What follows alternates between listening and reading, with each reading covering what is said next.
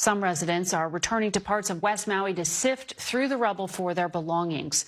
Meanwhile, the pictures from above show the scale of the ruin, with block after block reduced to ash. And the burnt-out wreckage of the business district shows how quickly the flames overtook that community. At one point, drivers were forced to abandon their vehicles as they sat in bumper-to-bumper traffic in a desperate bid to escape. The Maui War Memorial Gymnasium has been set up as one of the many shelters across the island for evacuees who have lost everything. Volunteers are handing out food, water, diapers, and other much-needed supplies.